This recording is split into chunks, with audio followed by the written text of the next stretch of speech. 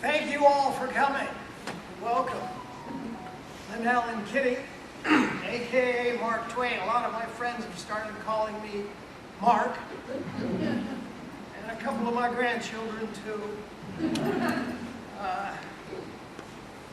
We started the Mark Twain Society because I have had a lifelong connection to Mark Twain. Starting when I was 8 years old. I was raised in Harrisburg, Pennsylvania, which is a superimposed river valley system, just like the Mississippi River. It's also a superimposed river system.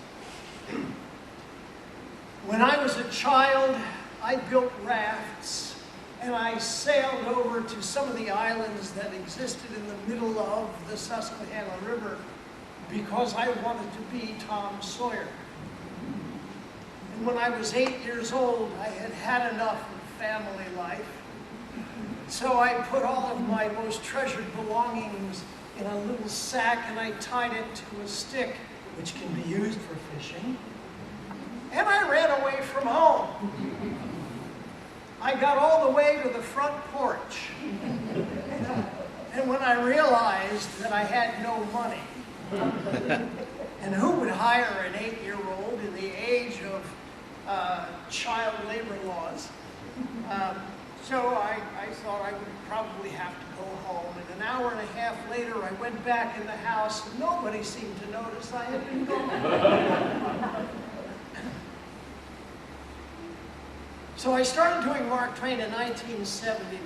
The thing that struck me most about Mark Twain is that he's the most autobiographical writer, at least up till that time, that we had among American literary figures. And so I had a thought.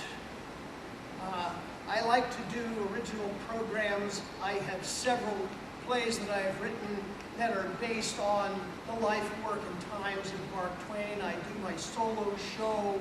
I do shows that were inspired by Mark Twain's life and times and work. And I thought to myself, well, he was an autobiographical writer. Why not do a show of original material by other people who also mix autobiography with fiction? And I asked 3 wonderful actors, one of whom was an opera singer, one of whom was a trained dancer, ballet, and one of whom is multi-talented, multi-faceted actress. They're all friends. We've all been students. And it is my great pleasure to introduce to you Voices from the Wilderness. Hope you enjoy. There will be a 15-minute Q&A following the monologues.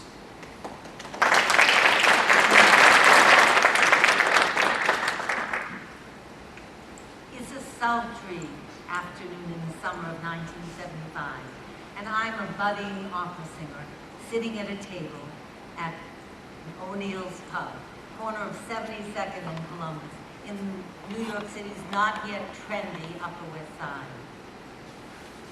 I'm sitting with the Any Day of the Week Ladies Who Brunch Club, and the smell of greasy onion rings is overwhelming.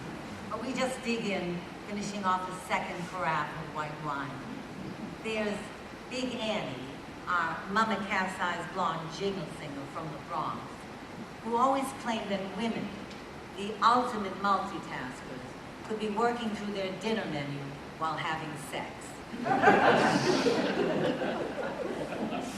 Lasagna or ravioli. Chardonnay or Pinot Grigio.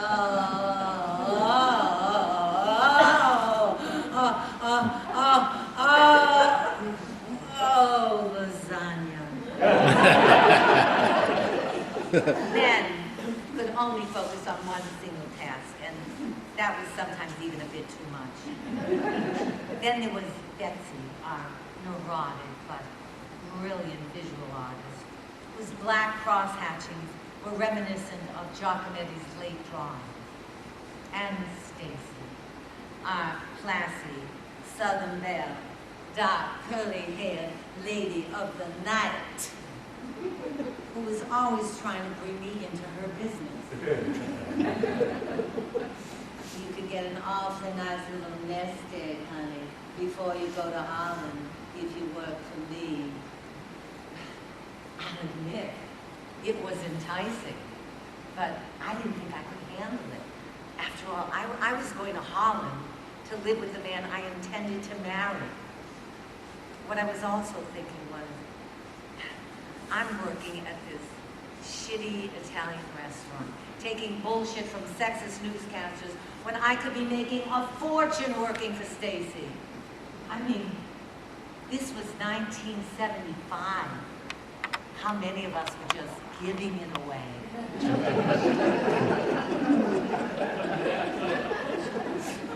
Why couldn't I be a smart business lady too? Yes, me, who just finished singing the Easter show at Radio City Music Hall and doing a nightclub act in the Catskills.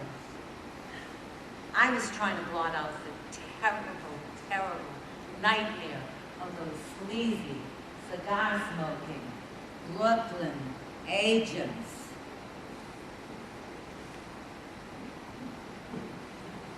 Not bad looking. Pretty good singer, but yeah, very funny. Yeah, very funny. I could do more for you as the headline comic after the singing. Get you more work and more money if you do the right thing.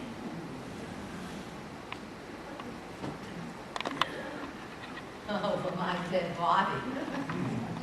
Meanwhile, Annie asked, "So, what's up with your Flying Dutchman, Peer?" "Yeah, Peer." Well, it seems he was teaching psychology at the University of Utrecht when he got drafted. But the violence depressed him so much that he couldn't fire a gun. And Stacy said, "Well, that's a bit weird, don't you think?" Well, maybe, but he was in the seminary until he was 17, studying to be a priest. I assume he's a pacifist. Anyway, he stopped eating, and he lost so much weight that they decided to discharge him. Figured he was a bad bet for defending their country. Then Annie said, "Don't worry, hon. A few months of your cooking, he'll be ready to play Santa Claus." And then Betsy, just like my mother, always thinking of the worst case scenario, said, "You sure you want to do this, hon? I mean, isn't it risky? You hardly know this guy." "That's not true. We've been writing to each other for almost 2 years now since we met on board that ship in Norway. The sun was rising over the fjords, and I was standing on deck when I saw him. Tight-fitted jeans, wavy, thick hair, book in hand, same book that I was reading, Knut Hamsun's Hunger. A beautiful, Nordic, intellectual, not some crazy New Yorker. I could barely breathe, holding my stomach in. Oh, let him look at me, dear God. If he looks at me, I promise I will never binge again." Well, and then there was this.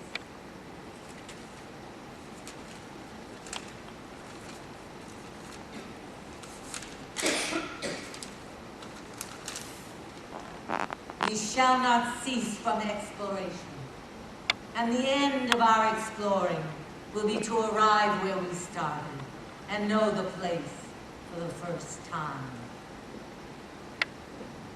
Little Gidding, come on, guys. The Four Quartets, he quotes T.S. Eliot.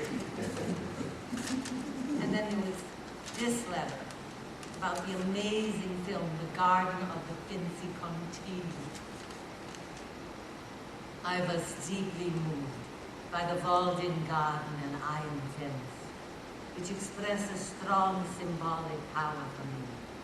It's all about a closed, harmonious world, affected by the violence and coarseness of Mussolini's invading fascism.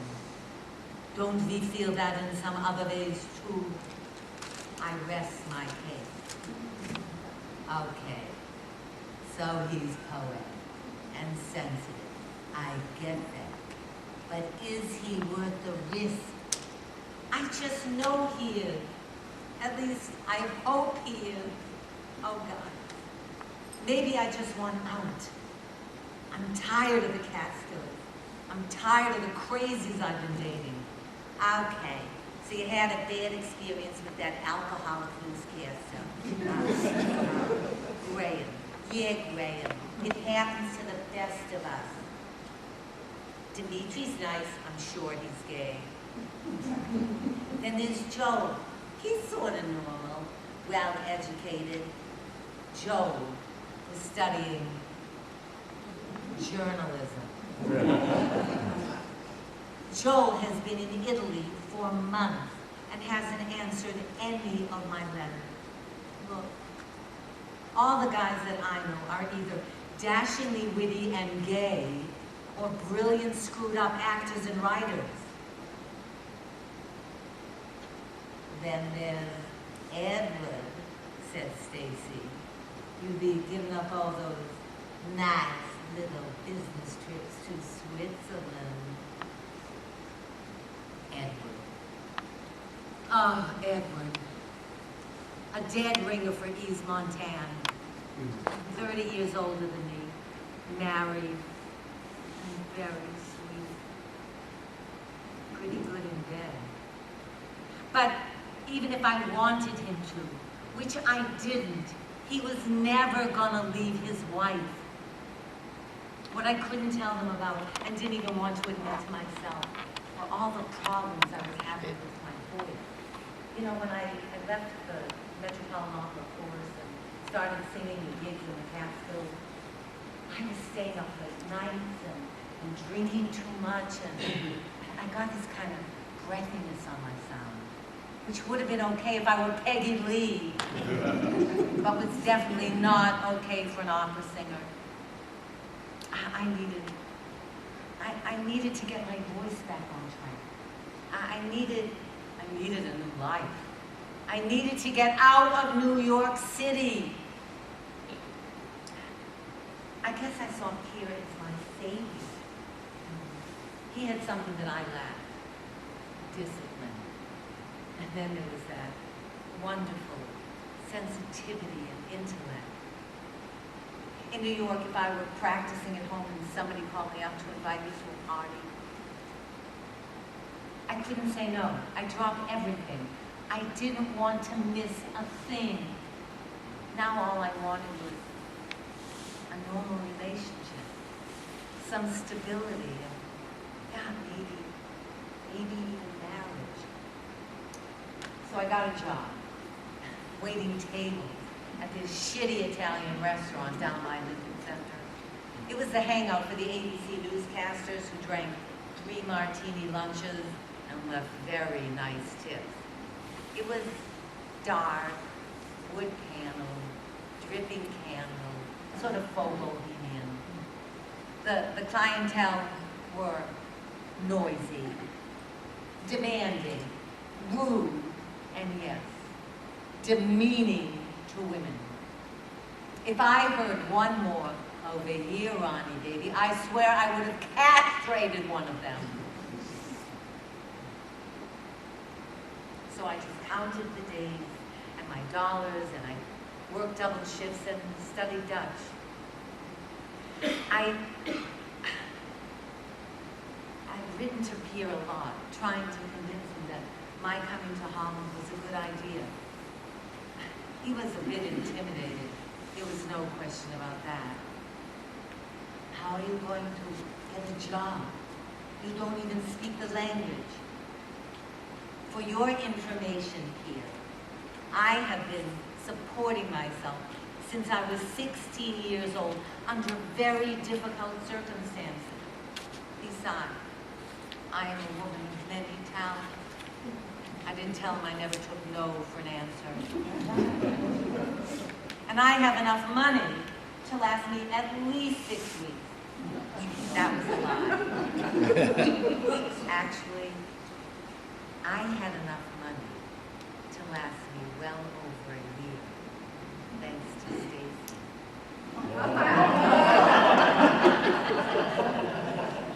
I promise you won't have to take care of me.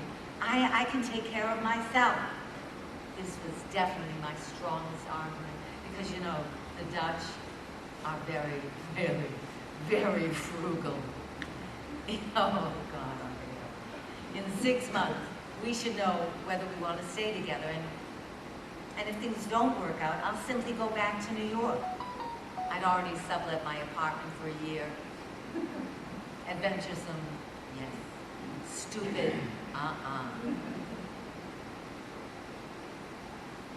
It was a Sunday in early September, and pretty chilly when I arrived at the airport in Amsterdam. Here was waiting for me at the gate. There was narrow jeans and tight-fitted jean jacket that blue woman's father, that incredible head of thick, dark, dirty blonde hair. Hello. Hello. Hello, he said. I thought we would take the scenic route to Utrecht. He walked me over to a tiny red tin thing, which I assumed was his car.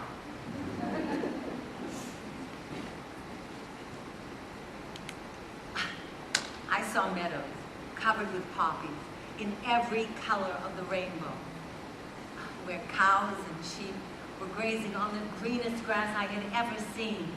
Hey, I'm a New Yorker. Everything looked as if it had just been manicured. What's that about?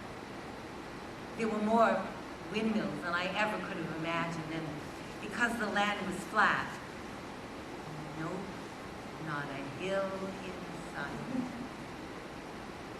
The dark blue and gray patches of sky went on and on and on. We entered the medieval city of Utrecht with its winding canals and 17th century gabled buildings. What's wrong with this picture?